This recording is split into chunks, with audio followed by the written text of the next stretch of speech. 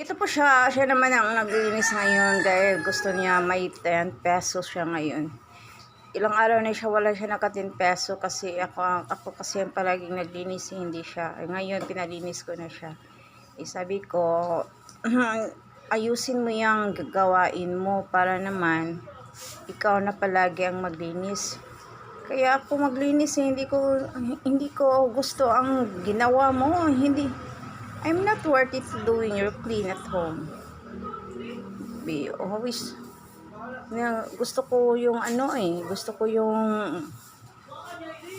araw-araw kang maglinis, magandang tingnan, with arrangement. Tingnan mo yan, payuko-yuko lang yan siya. Galing pa siya doon sa kwarto ng kuya niya, hindi pa siya nag-arrange, nagwalis muna siya. Ito naman ang in-upload ko ngayon. Siya naman ang nag-duty sa gawain na bahay ngayong araw na to. At ako naman ang nagbabantay sa aming munting tindahan.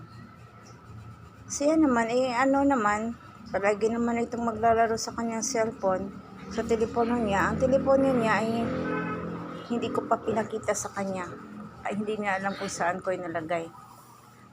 Pagising niya, sabi niya sa akin, "Mama, nasa yung telepono ko?" Ang sabi ko naman, ang sagot ko sa kanya, "Ang aga pa lang, telepono agad ang hanapin mo? Wag, huwag mo na ngayon, hindi ko ipakita at hindi ko sasabihin siya kung saan. Gumawa ka na sa gawain mo doon, kanang maglinis sa bahay. Panoorin na lang kita. Pero ngayong Lunes, klase mo na.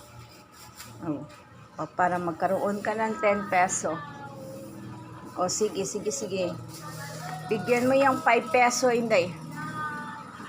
Ilang coins mo doon? Bye-bye.